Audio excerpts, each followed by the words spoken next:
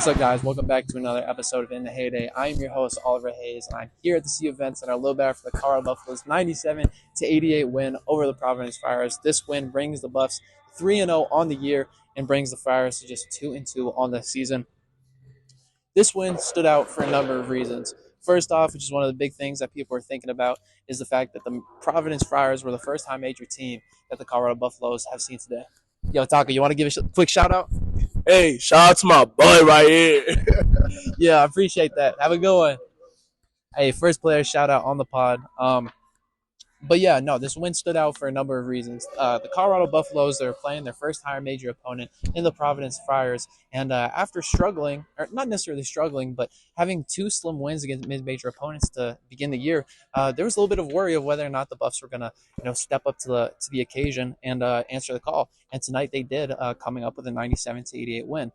This win also stands out because there's obvious connections between coaching staffs with Kim English, Providence's head coach, having been in Tad Boyle's coaching tree here at CU. But current CU assistant Nate Tomlinson, while he was a player here at CU and was in Tad Boyle's coaching tree originally, he followed Kim English to George Mason when Kim English took his first head coaching job and then to Providence. So this was a little bit of a reunion game for both squads. So that stood out beyond just the general competitive edge, that the Buffs would want to have in a game like this. But the last big thing is that because of those connections, these teams have a very similar style of play. Both teams offensively like to push the ball up the floor and apply pressure on opposing defenses before those defenses can get set. But that only works if both teams, if they emphasize defense and rebounding. Defense creates momentum, creates deflections, creates the turnovers, which helps create transition. But if you can rebound defensively, you can get outlets, which help get the ball up the floor. And if you get offensive rebounds, that creates extra possessions. There was a battle of kind of who could do those things better. And funnily enough, both of these teams have struggled in the same areas to begin the season. Both teams have struggled on the defensive side of the ball through their first few games entering this contest, but their quick-paced offenses with high-octane players have produced shooting over 50% from the field in all their contests so far. So, not only did you have the high major aspect, not only did you have the competitive edge aspect due to the coaching staff relations, but you had this similar style of who could kind of play their game of basketball the best, and whether or not, one team could hunker down and finally play defense better than the other team. And for the Buffs, they were the ones that were able to do that, and that's why this win was able to stand out. It wasn't like the Buffs had an amazing defensive performance. Providence still scored 88 points on a 29 of 65 shooting from the field. That equals almost 45% shooting from the field. Providence also only had 10 turnovers.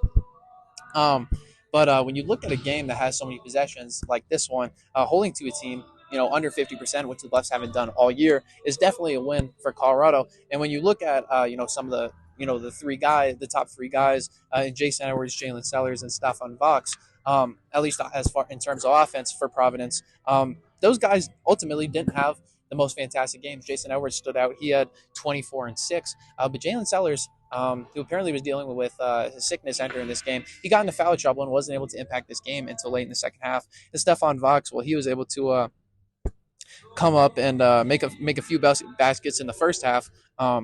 He only finished with 11 points, despite being Providence's only source, one of their only sources of baskets in the first half. So for three guys who averaged over 60.5 points per game, for only one of them to meet that average, that is a huge W for the Buffs, and shows, as Tad Boyle noted in his press conference, that the Buffs were focusing a lot more on their scouting report. They were able to take away the shots that these guys were able to get, that these guys were like to get to. But as a team, as I said, the Friars like to get the ball at the floor. The Buffs were a lot better at getting back and playing transition defense, which is one thing that Tad Boyle noted, was an area that was being compromised due to the lack of communication through the first two games of the season. So to see the Colorado Buffaloes not only take away the top guys from the other team, but also take away the transition aspect, which is where they struggled and where the Friars like to emphasize their offense, was very huge. It started a lot with, I wouldn't say it started with the guards. The guards definitely played a lot better as far as applying pressure and getting through screens and things like that. But it started with the interior. The Buffs, they're taller than Providence. They have a little bit more depth in the front court. But Providence simply couldn't get the ball inside. They still managed 42 points in the paint, but those points had to come in transition due to their fast pace of play. They weren't able to get in the post and score and bully guys like Eastern Washington and Montana State had done up against the Buffs in the first two games. And in fact, the a lot of their shots were coming up from the perimeter and from the mid range, and that's kind of how Colorado got their defense going to start this game. They were taking away a lot of drives, taking away the interior, and the fast paced Friars wanted to get shots up or taking shots from deep, and they started this game 0 of 5 from the 3 point line, even though they're a good 3 point shooting team. And so with that negative trend for the Friars, the Buffs were able to turn that into momentum to begin this contest.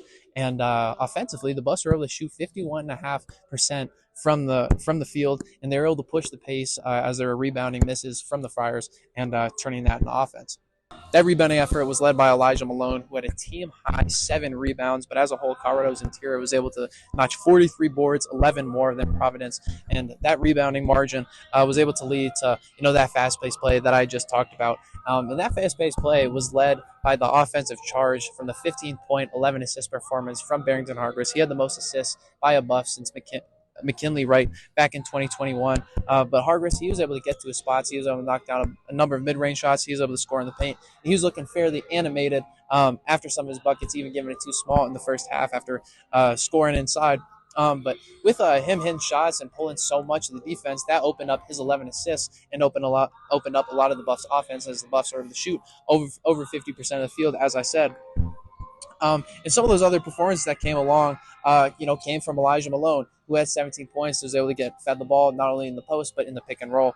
But then off the bench, the Buffs, as I didn't mention this, the Buffs dealt with a bunch of foul trouble. Sebastian Rancic had 2 fouls earlier in the first. Alone Mikaeli, he had four fouls down the stretch, even though he didn't foul out. Felix Caceres ended up fouling out on the wing, and guys like Jalen Holland and Josiah Sanders had to come in. Even Isaiah Johnson got picked up 3 fouls midway through the second half, which forced Tadbole to go deep into his rotation. But despite that, the Buffs, they were able to keep up what they were doing defensively, but the bench was able to continue what they did against Eastern Washington and score 45 points off the pine. And that was led by Isaiah Johnson, or led by Alon Mikaeli, who had 20 points and 6 rebounds. Isaiah Johnson followed with another 15 points of his own, being a spark plug, especially down the stretch, as he drew another team-high 6 fouls, was able to get to the line and help put this game away for the Buffaloes. But beyond the offensive performances and the stats and everything that we saw, I talked a lot about the defensive end. What I really liked offensively was just the amount of confidence and the amount of effort that came into trying to score the ball. You could see how little Providence's physical factor had on Colorado throughout this contest. When Colorado guys were driving to the rim, they were actually so aggressive that there were like 4 or 5, maybe even 6 times where Colorado's fouls came on the offensive end because Colorado was driving with such aggression and overpowering Providence defenders. But at the same time, while Colorado only shot 6 of 17 from the 3-point line, which isn't the most amazing mark, still 35.3% from the field. A lot of those came again on inside out looks that the Buffs have been able to create all year, which is exactly what Colorado wants. So offensively there isn't too much to talk about, just because this is another replication of what the Buffs have done through the first 2 games of the season. But that stands out because, like I said at the beginning of this podcast, this game came against the first high major opponent the Buffs have seen all season. So to replicate what they've done against 2 mid-major teams, even though this is a high major team that doesn't have the maybe as much height as some of the other squads that the Buffs will see, especially in the Big 12, bodes well for the Buffs. But then of course on the defensive side, Colorado stepped up, as I mentioned. But one of the big things beyond just the rebounding, and beyond following the scouting report a little bit more and being productive inside, is the fact that that foul trouble that I just mentioned was able to be accounted for. It didn't show up too much and result in improved offense for the Friars as it had in the prior games for the Buffs when Elijah Malone dealt with foul trouble and Felix Caceres dealt with foul trouble. Guys like Josiah Sanders and Jalen Holland and some other bench guys were able to come in and play very impactful minutes. And while Jalen Holland fouled a little bit. For the most part, they were able to limit some of the fouls. The turnovers didn't go up, and the offense still remained productive. If anything, gained a bunch more energy. Even when Barrington Hargis and Isaiah Johnson were both out of the game briefly, and Josiah Sanders and Felix Casares were more of the guys running the point.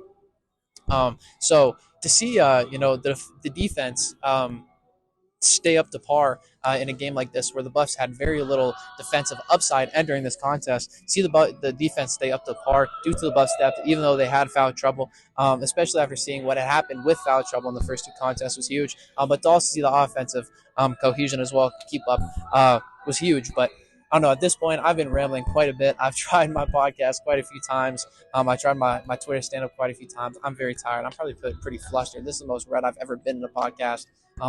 But yeah, the Colorado Buffaloes, they won this one 97-88.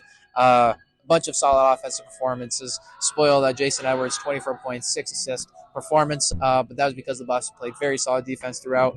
The Buffs welcome Alabama State to the CU Event Center on Monday. So it'll be a very quick turnaround for me and for CU. We'll be back at the Event Center, within 48 hours. But wait, no. Today's a Friday, so 72 hours. I don't know. It's been a long night. But yeah, I hope you guys enjoyed this episode as much as I enjoyed watching this game and evaluating this win. But my name is Oliver Hayes. Appreciate you guys watching another episode of In the Heyday. I gotta get to finish up my work, and I'll catch you guys for the rewatch episode as I'll share some of my thoughts for both Eastern Washington and this contest before the Buffs take on Alabama State on Monday. Peace.